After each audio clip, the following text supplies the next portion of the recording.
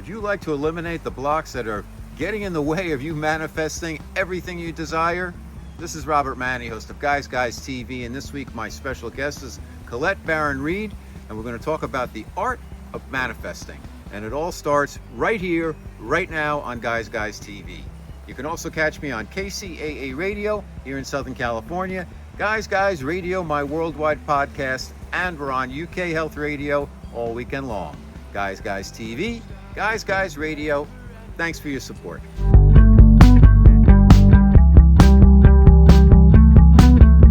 Okay, Guys Radio, it is the interview portion of our show.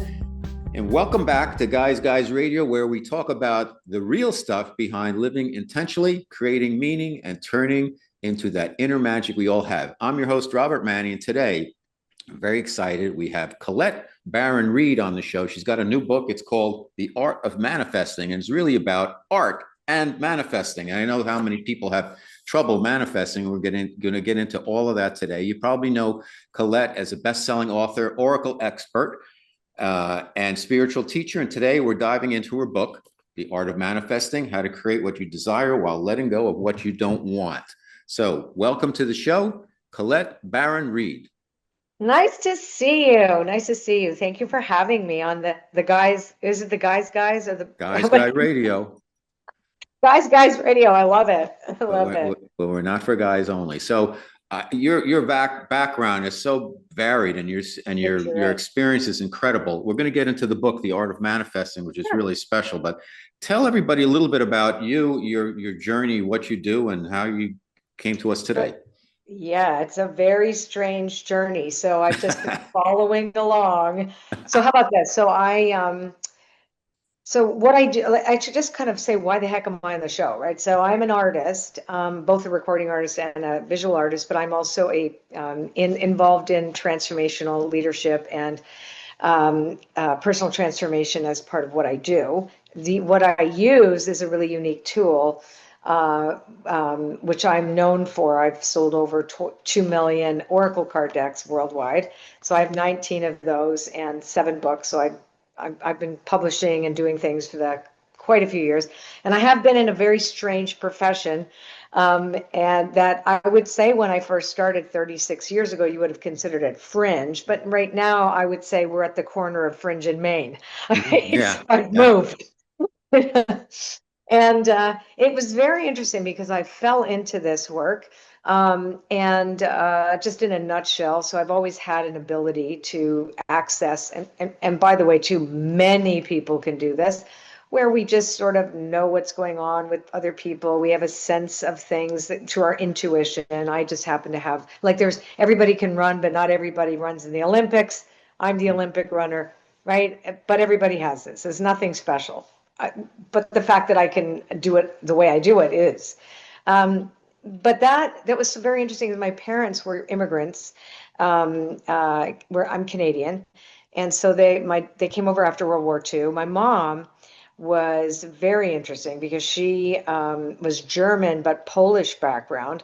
Her father was French and was killed in a concentration camp. And we know that he was Jewish, but he wasn't on her birth certificate. But we do know that there's some of the Holocaust on that side of the family. And on my dad's side was Serbian, and he used to love telling us all that we're direct descendants of Genghis Khan because his great-grandmother was from Mongolia.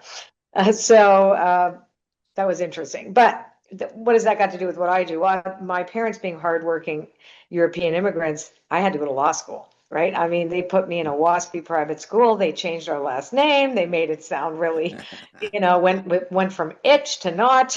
Right? And, and I was smart and my sister was smart anyway. So I did go to law school, but I had a real problem, a mental health issue because I couldn't cope with all the information that was coming through to me and I didn't know what to do with it. Like, why did I know that somebody's father lost their license to practice medicine when I'm standing there thinking that, oh, your dad dropped his license. How do you know that? Well, didn't you just say that? No. Oh, right. So I would just know things, blurt them out. So it was definitely not done. Although my father could read Turkish coffee cups, etc., and taught me how when I was 14. But he was an engineer, he was a science man, and was into philosophy, etc. So I was raised with very, very interesting parents. My dad was 50 when I was born too, so there was all of that old country stuff. Mhm. Anyhow, so fast forward. I had some violent episodes at university, and but prior to that, I was already kind of primed to have problems with drugs and alcohol. So I became quite um, seriously addicted to drugs and alcohol. And all I ever wanted was to be a singer, by the way. So I ended up, in a band, and I actually had a record deal, 2 albums on the EMI, now Universal Music label. But I just couldn't cope. I ended up getting clean and sober when I was 26 in 1986. So I'm 67 now, right? So it's a Wow. long, almost 40 years clean I and was going to sober. say 40, 45. Oh, I look, Wow. I had good 44. genes. Both my parents look super young. No, no, and I've never had any work done, but yeah, I'm very lucky. Plus, I'm very immature. You've got the cheat. You've got the cheat, Colette, right? Anyway, exactly. So here was the interesting thing. So the whole thing really started when I got sober, because I can say that anybody can access information about other people, psychic mediums, etc. But that doesn't mean you're spiritually sound. When it all started making sense to me was when I really devoted myself to a spiritual path and started really understanding how I had to change and transform my life if I was going to live a life that I was proud of, that had dignity, and I also had a lot of trauma, and my mom was interesting, had the same experience with Russian soldiers when she was the same age as me at the same month. So that completely re-traumatized her. And, so it was just a very, there was just a lot of trauma. And Mhm. of course, World War II, they came traumatized, these people. Sure. And right. Anyhow. And then the whole thing about not knowing I had any Jewish background until I was in my mid 20s. And my mother told me I had all these nightmares when I was a kid Mhm. really about concentration camps. And she finally said, you might, anyway, whatever. It's a whole other story. So all of these What was your first step? Let me interrupt. What was your first step into your embracing the spiritual gifts that you That's what had? I'm about to say. Okay. Yeah. Embracing the spiritual gifts came 2 years into sobriety. And I was pursuing a music career cleanly because I was now on a spiritual path and, going to Unity Church, learning from the New Thought teachers, really getting into manifestation back then. So we're going back almost 40 years now. And trying to understand, how does the universe work, and how do we create reality, and how do we live good, moral, ethical lives, etc. So about 2 years in, I certified as an aromatherapist, which was a brand new career. Nobody had aromatherapy yet in Canada. And so it was a thing. But I'd start knowing things about people when I touched them. And then I would tell them what I saw.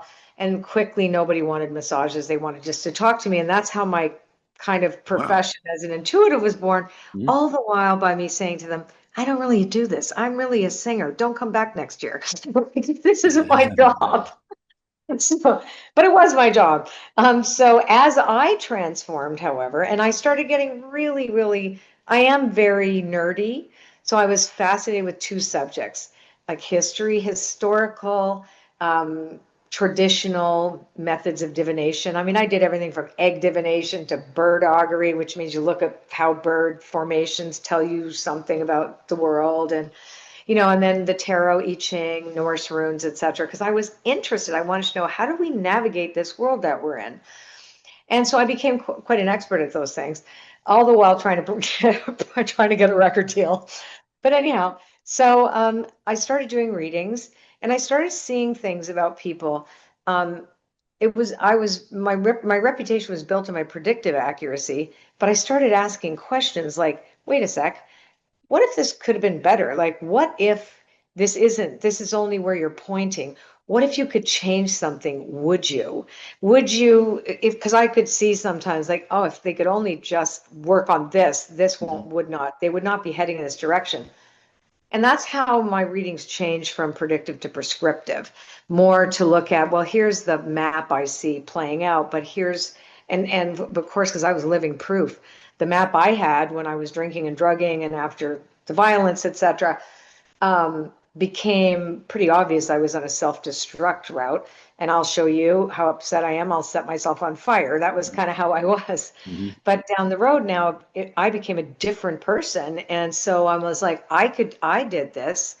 And here's what I had to do to change. What if this person could too?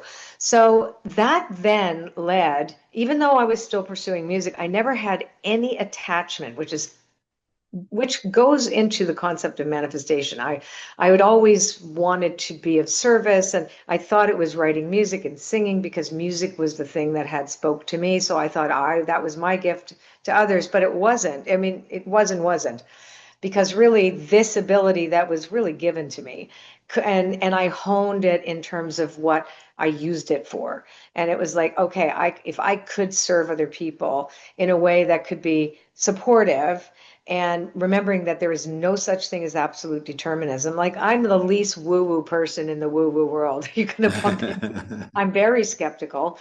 And I'm like, wait a sec, how am I getting this? And that was the other thing. Nobody could explain this to me.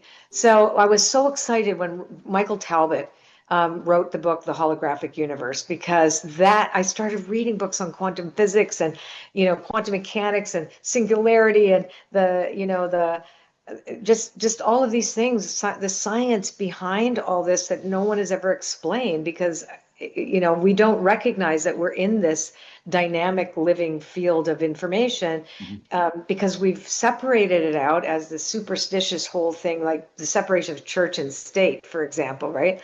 So nobody really puts those together. If it doesn't make sense, if it's not linear, it doesn't count. But the world is so much beyond what we actually see, feel, touch, and hear and taste. It's so much bigger than that. But I was interested in understanding it. I didn't want to just do it. So I was very lucky. Hay House found me, my publisher, very long time ago, like in 2005. And, I had already at that point been written up in W Magazine and, with the readings that I didn't want to do. I had failed miserably in my music career. What was your first book?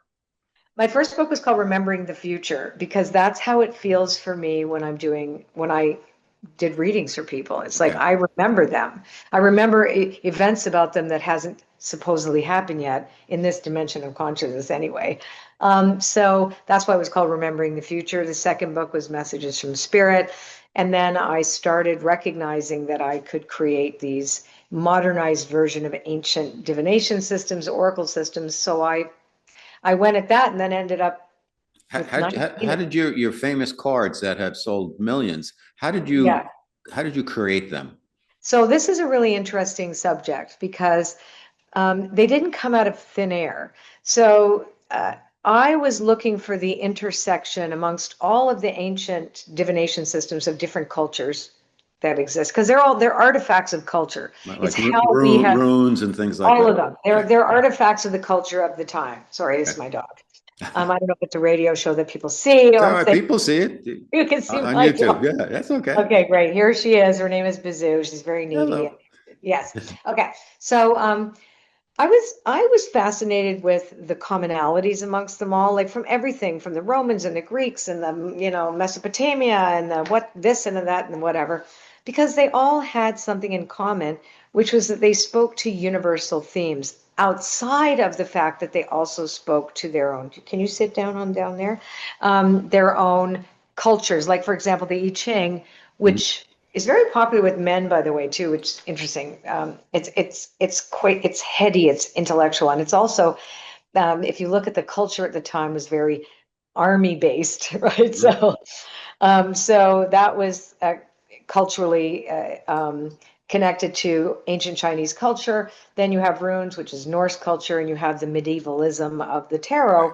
But beyond the cultural stuff, I was looking for the commonalities, and I found them. So what I did was I came up with the lexicon or the vocabulary that matched all of them, and I kind of distilled it down to 30 concepts, and then that became like my sourdough starter, right? Yep. And so I went, okay, if it works for them, I'm not going to make it up. I want to know that it's going to work for me. And so I did my first deck on playing cards with stickers. because I got tired of looking at the like that superstitious medieval imagery at the time. That's all there was. When I started, there wasn't even internet, so I had the old card decks. And anyway, and then people would look at the devil and the, this, and I'm like, Okay. yeah, I know, but I'm going to change the words, the language on this, and let's see what happens. All Yeah. right. So you have the cards. My special guest, spiritual intuitive and powerhouse, Colette Baron-Reid. You've created this book we're going to talk about in a few minutes, The Art of Manifesting with Anna Denning, which is amazing. But since you've been talking about the cards, let's see the cards and pull a couple for your guy here. All right. So, okay. So you can ask me a question. So here's what they're meant for, just so you know. So this isn't like woo-woo prediction. When an oracle card deck is accurate, it reflects you accurately. It shows you what you know, but also it confirms what you know, but it shows you what is hidden. It's like a flashlight to show you into the dark. It reveals your shadow. It also is like a GPS. It'll help you if you're lost. It'll give you a direction. So they're navigational tools. Or a shovel if you want to go deeper on something. So what would your question be? And let me just say, you can't ask a yes or no. It's not an 8-ball. So you can say, what can you tell me about this situation? Can I just give it more of a general thing? Like, what do I need to know right now? Oh, perfect. Let's do that. Okay. So I'm going to choose 3 cards. What do you need to know right now? And this is Colette Baron-Reid reading her oracle cards. Usually they're less boring. You have boring cards. Maybe it's me. Maybe it's good that you're boring. Okay. No. So you have Yang, loyal heart, and peace all in the upright position. So this is about surrendering a health thing. So it's about vitality, health, the quality of life. I don't know if that makes any sense to you, but it's a recommitment to wellness. Is this correct? I'm have more and more day by day. I have more better, healthier. Better health. I'm pretty good that way already, but I don't sit on my laurels. You think about it a lot. Always.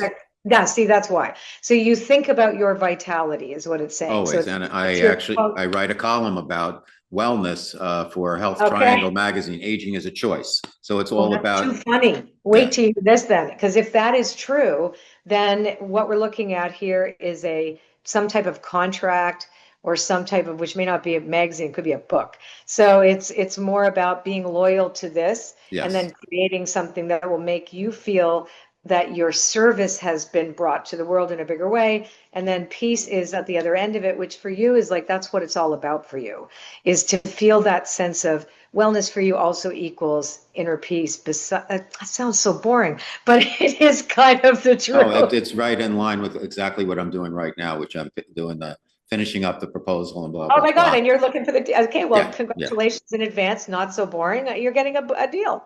Okay. Awesome. I love it. I'm going on a trip tomorrow.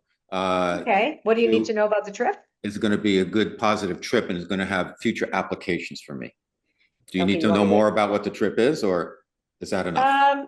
No, the less I know, the better, actually. I prefer just to look and see. So what do you need to know about this trip? See, you did something, which was you initiated the concept of it's going to be very positive things are happening. So you already said that, which is the plant. Like, it's like, okay, he's planting this, but I don't know that that's going to be true. So I'm going to look at what I see and not what you want. Well, and it's very interesting because I have something to say about this trip. All right. So, and it's clean it up is in the protection position. So that means don't clean up other people's messes on this trip. All right. Not my circus, not my monkeys. Do you understand what I'm talking about at all? Yeah. Okay. Right. So your enmeshment, you gotta unenmesh yourself for whatever is going on there. It's not for you to clean up. Okay. The second thing is the book is on the protection position. So there's something radical and unusual that's going to happen which is awesome. All right. And so this is interesting. Is anything to do with addiction? No. Is there anything to do with addiction? Okay. So this represents escapism, addiction. Let me tell you can I tell you what it's about? Yeah. It's a remote viewing retreat. Oh. With somebody involved with the secret program. We're going somewhere else. Yeah. Well, I'm going to Canada, and if it's for somebody who works with the Secret Space Program is who's been on Oh my my show God, you is doing a lucky retreat. man. I want to go. Yeah. Oh my God, this sounds so cool. Yeah. Okay, so this is interesting. Now it makes sense. But this also says stay in your lane, like you personally. Okay. Like, yeah, because if somebody says, oh, this is happening, that's happening, say, that's great, good for you. This is me, right? Just Mhm. stay. Got it. And here that makes sense about escapism. So, because I'm like, is it addiction? Is it what Right. is Right. it? So, yeah. So it's also escapism is about not being in present moment, and that's Yes. what you're actually doing. Is you're going to see beyond where you are. Okay, this is Awesome. fun, and you're going to do something more with it after. Oh, oh, that was my big question. Awesome. Yeah, you Love will. it. Love There'll it. be something you do after. Okay. Love it. Now let's get back to my book. Yes. Okay. The book is The Art of Manifesting. My special guest, Colette Baron-Reid. I'm holding it up here. Now, most people have trouble manifesting, and this has practical tools to help you deal with it with a pen and a pencil and a Yeah. piece of paper and some easy drawings of some simple shapes that really take you places. Tell us about the book, Colette. Okay, so let's talk about the science behind it. First of all, let's take the art off. We call it the art of manifesting because that's what it is, but it's really doodling. It's and many people and men, lots of men doodle. My husband doodles, like Mhm. like because it engages a part of your brain when your hand is on a piece of paper and you're doing something. It actually enables you to learn more, to actually understand what you're learning, to soak in information, etc., and also is very grounding. So I this has been like years and years and years for me of putting this puzzle together and then finally adding the piece that makes sense, which is the art piece. So you say people have trouble manifesting. People have trouble manifesting because they demand the exact form that they want to be delivered like Uber Eats. Right, Okay, so right, that's not what's exactly. happening. Right. So we go out of demand mode in this book and into conversation mode. So this teaches us really that the form is not our business. Like my entire life is a perfect example. Even though I did get the record deal and all this stuff and manifested literally everything that I ever did on my vision boards, which were also art, but it was whenever we want to manifest something, we want to manifest the experience we think it's going to give us. It's less about the thing, less about that than what we think it's going to mean to us. Like peak experiences, for example. And I just was on another guy's podcast earlier today, and we talked about that, like, in that more masculine environment where this Mhm. constant peak experience. Well, that's just bullshit because the peak experience goes like this and it's gone. So what we want is something that's more sustainable and say, okay, I'm going to be curious. I'm going to experience this thing and I'm going to just keep going because you have to keep going. It's not going to end there and make your life change. It's going to be another day. Then the next day you've got something else to do. So it's more about engaging curiosity than engaging certainty. Mhm. So, because that's where everybody falls off this manifestation conversation is because they are looking for certainty, and that's the motive that most people have. Oh, teach me about manifesting. I want the certainty that I'm going to get this thing I say I want. I'm like, well, how about this? Determine how you want to feel that thing that you think is going to give you. Let's rehearse that. Let's rehearse that. Let's really steep like a tea bag, in that feeling state, that elevated emotion that Dr. Joe Dispenza talks about. Get to that elevated emotion, rehearse that emotional state, then surrender the form. We think we know what the form is, but maybe not. I'll give you a perfect example. Please. And then the drawing piece, you do not need to have one artistic bone That in was your that body. was that was my question. Not one. The worst, you can, if your circle looks like a potato and your wavy line and you're trying to make a straight line and it's wavy, you're perfect. You just need to doodle.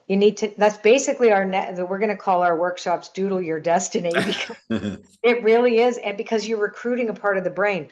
So for guys listening to your show that want to know, well, how does it work? I'm going to tell you. So we have a bouncer in our head, okay? And that's called the reticular activating system of the brain. So you got a bar in there having a party. And if you are rehearsing, I don't have it, or I'm going after it, I'm hustling. If you're rehearsing that, that's who's coming into the party. More need to push, more need because you don't get where you want to go. Because that's the RAS, the reticular activating system, is going to actually sort out the information in order to prove what you're rehearsing is correct, because that's its job. We have to sort stimuli. We are not capable of being able to tune into what's there. Plus, we have this brain of ours that is constantly broadcasting. It's like a radio station. Like, you know, when you remember, did you ever ask the first time, did you ever ask yourself, where is the music? Like, where is it? The thing I'm hearing, where is it? Well, it's the same thing. We're constantly broadcasting to a field of consciousness. And FYI, if you look up the manifesto for post-materialist science, you're going to see all the greatest minds of the world have signed this document that consciousness is fundamental to all of life. So we can agree that the quantum field, we don't really totally understand it, but it's working with us. We're part of it. So of course it's going to, like, here, you want that? You want more wanting? I'll give it to you right here. Here, more of that. Mm-hmm. So if we want more of something, we want to rehearse that and train. That's what brain plasticity. We're going to train the brain to start looking for that, because there's a reward, because we're releasing oxycodone. Well, no, what was it? I forgot. Not oxycontin. That's wrong. I think it's oxytocin. Different show, right? Different show. Right. Okay. And like all the feel-good chemicals that are already, you know, and so there's a reward for rehearsing these things. And then we start noticing those things. It's like, you know, when you're in a good mood, you're like, oh, there's nobody on the road. It's fabulous. But you go outside pissed off, and all of a sudden all the road rage is in front of you because you stepped into that alignment. You didn't make it happen. You aligned with the energy, right? That's the thing. People think I'm making something happen. No, we're co-creating with a conscious universe. So the book teaches you that with pen on paper, you also recruit another part of the brain.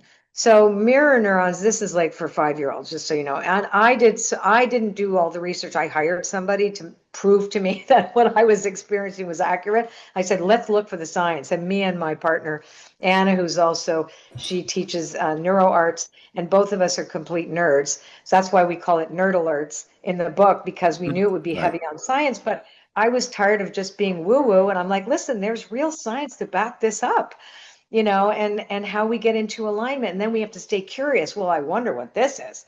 So that part of the brain where the mirror neurons don't know the difference if you've actually had the experience already, or right. So it's like, oh, this is real. And then when you put your pen on a piece of paper, it's even more real, because you're creating symbols that represents the thing that you're rehearsing. And it can be little scratch marks. It doesn't matter. If you look back 700,000 BC, the first wavy lines and circles were on these stones. They're called in ancient India, which relates to how people communicated and with the outer world, to say, okay, I'm about to go hunting. I'm going to scratch this happy ending there and in advance. And then I'm going to go, okay, I'm visualizing it. I'm seeing it right there. I'm going to have this, and off they go. We've known this since the beginning of time, but our culture doesn't know this, right? We haven't been taught this, none of us. So we have to remember it and then make it modern. That's what I've done. Okay. So it's just one way of many ways. Okay. The process, the AM method process, it takes a few weeks. What's the starting point? And then where does it lead you? And why does it take a certain amount of time to get there? Honestly, we had so much material. We had a really, really great editor that basically said, let's split it up in 7 weeks, to be honest with you. Like because each week you could take 3 weeks on the week, you could take days on the week. You know, we just stretched it out because that's probably, you know, the amount of time. So 49 days, 50 days, like we're looking at 2 months that it takes to really make that habit real and integrated in you. So if you take the time and you doodle away a little bit a day, it really can start to make a difference. But so if you look at the 7 steps, for example, you're clarifying an intention. And you recognize that there's obstacles, and you start to, it's really, really about self-understanding and self-awareness. And then you go to the next level, to the next level, to the next level. And we stretched it out on purpose, but you don't have to take 7 weeks. I mean, you can do it in a lot shorter time, but 7 weeks, you're really going to get the hang of it. Mhm. Throughout the process, Colette, what do Mhm. you have you found that sometimes is the little hurdle that people have to get over, or a roadblock that may be familiar that you have to kind of push out of the way? Is it releasing? Is it learning to receive? What is it? It's attachment. Hmm. It's attachment. So, and even and we're not, none of us are going to get this right, by the way. Nobody that I know, and I'm certainly not one. I mean, I blew it the minute the book came out. I started looking at Amazon and like going, oh my God. And I got attached to the numbers. It was like, and I wrote a book about not being attached. Right? And I'm like, oh, that was humbling. It's, it's about attachment when we get too attached to an outcome because we think that outcome is going to be so important. And then with surrender, that is probably the biggest hurdle all of us have. And then we'll take it back and we have to give it up again. And I always say it's a dance. Don't look for perfection in this. Just allow yourself the curiosity also to get to know yourself too. Like, oh, that's interesting that I'm think that I have to be so attached to this. And the way this, how does that make me more special if I have bigger numbers or whatever, so but each person that uses the process is going to have a different experience around this. Like my husband, we were at a party last night and all the guys were doing it too, and he was very methodical and like he goes, oh yeah, I have no problem, I can just give that up. And me, it's harder for some people. It's harder. I did this because it was hard for me, and then I figured a way how to do it that was easier. Right. So it gets a lot easier when you use the drawing method because you're also making something that's really beautiful at the end, even It's though you don't need to know anything about drawing. okay. My special guest on Guys Radio, Colette Baron-Reid. The new book is The Art of Manifesting, and it seems like and you touched on this, that a lot of people get in the way of themselves in that they want a specific thing at a specific time, like the Uber Eats delivery, and that's not how the universe works. In addition to that, the universe probably has much bigger plans for you, and we can only think, we're trained to think in a small way. And if we would open up, release, and learn how to receive, our our rewards would be much greater. And it seems like that gratitude, Yes. a lot of people wait till they get it to be thankful, where Yep. we should be having gratitude during and throughout the process. Is this correct? Oh my gosh, yes. Gratitude, you get stupefied in gratitude first. If you can, if you can actually conjure up a remembering, like some type of memory. For me, it's when I saw my little dog, Bazoo, when I first got her when she was a puppy, and my heart just burst open. I had just lost another dog to brain disease, and I was absolutely devastated. And I remember smelling her little head and just like, oh my God, I'm in love. And it was just this gratitude and awe, like the universe created this little animal. For parents, it's like meeting their child for the first time, or, maybe the first taste of freedom someone's had, right? So it's bringing the sense memory back and rehearsing that feeling. If you can't think of anything to be grateful for, it doesn't it's just the feeling of gratitude and awe.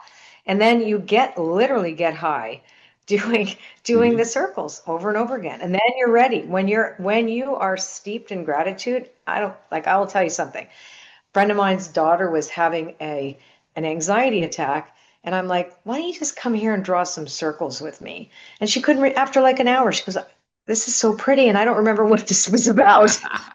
So it was like at the end of the day, the worst case scenario is you're going to feel better, and How you'll bad and can it? and as a result of that, you'll make better choices. You mentioned also a really good phrase in the book. It's called the energy of becoming. How do we stay grounded and Yeah. patient while we're waiting for things to unfold? Talk to us a little bit about that, because it's so important to kind of embody what you want to have happen. Yeah. So here's the thing. And this is the foundation of my everything that I do. Every course I teach, my mastermind, everything is, who do we want to become? Or also, if we say we want this life, we have to become the person that lives that life, which means there's a gap between who we are right now and who we need to become. And so it's rehearsing that new self, because I would be different. Like in order for me to experience X, I have to maybe have changed this first. Maybe I need to broaden my horizons. Maybe my container for success needs to grow. Like there's certain things that it's not just about going after something, it's being ready. and then saying, I'm ready for anything. And my biggest thing that I write down is surprise me. That's awesome. Surprise me. So for and I will become that person. Sorry. No. That can receive. Okay, so for anyone listening and watching, they feel disconnected or stuck, maybe they've lost faith in themselves or the process, where would you tell them, Colette, to start? And what's a simple daily habit they can do every day to get them aligned with the creativity and get into that space to make things What? happen? If people have lost faith in themselves, see, I had hit bottom, and my solution is always a conscious contact to a power greater than myself. So I start there. Spirit first, everything else is second. So for me to say that, again, it's not one size fits all. I mean, some people need therapy if they've, been through a big trauma or whatever, specific help, but maybe a book like this wouldn't help them. But ultimately, at the end of the day, this is about acknowledging that we're in partnership with something greater than us, whether it be a higher self, your a supreme being, or whatever your definition of that is, that we are spiritual beings first, human beings second. If you can remember that, all your mistakes are useful, right? Nothing is wasted.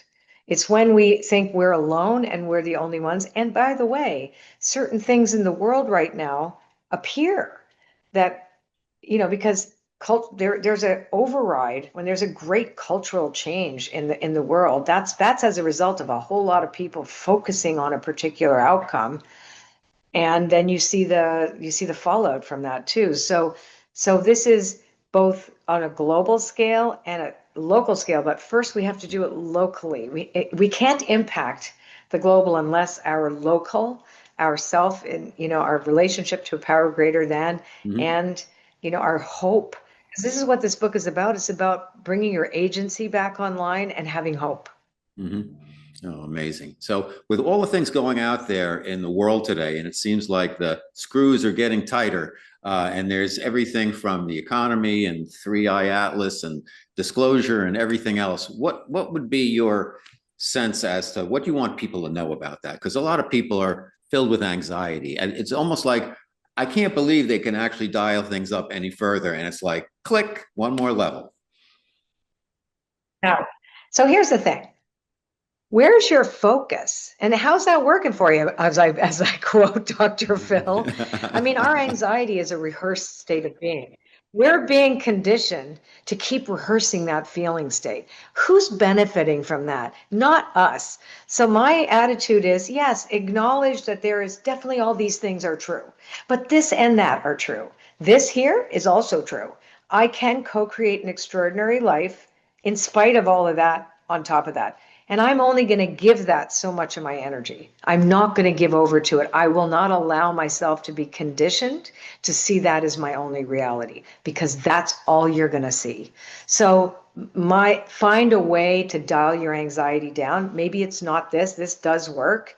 It does work. Find a different way if this isn't something that would attract you. But your choice is to be anxious. It is a choice. That's amazing. Great advice. Okay, Colette Baron-Reid with Anna Denning on this book, The Art of Manifesting. Colette, you're a wonderful guest. I hope you'll come back. You really have a lot to share. Tell us where people can find out more about you and all of the wonderful work you're doing, and get those cards too, those Oracle cards. Amazing. Yes, you can. You can try them for free to see if they work for you also. So you're going to go to ColetteBaron-Reid.com/book, by the way, too, which will give you all this free stuff that we're offering you to help you learn this better. And all my Oracle cards, my mastermind, my events. I have different courses, different certification courses, etc. And you can definitely try the cards. And I really appreciate you having me. Oh, it's our pleasure, and I hope you have an invite. When you want to come back, let me know. We'll bring you back, and we can talk about anytime. All right, we'll do it. Okay. I want to talk about your experience. I want to talk about you with the remote viewing. It's interesting. I've taken a couple of classes. I want to come back and talk about that. There's the process-driven way. The person I'm going to meet with he is organic. He's like quote unquote like an organic remote viewer, as some people are, and we're going to be working together in a small group for a week. So I want to see what happens with that. I'm very like much like, what is this week? I don't have a set curriculum or anything. It's taken a leap. I just felt with all of the 800 guests I've had on my show, this one guest had something going on, an event, and I said, I'm going to that. So that's why I was like, oh my God, that sounds so fun. it's pretty cool. So I'll post you on it when I get back. So, and I'll stay in my lane Awesome. while I'm up there. Thank you so much, Colette. Yeah, Baron-Reid, okay. The Art of Manifesting. God bless. Take care. If you enjoy the guests and content I bring you each and every week to Guys Guys TV and Guys Guys Radio, please support us by subscribing to our channels and platforms. Thank you.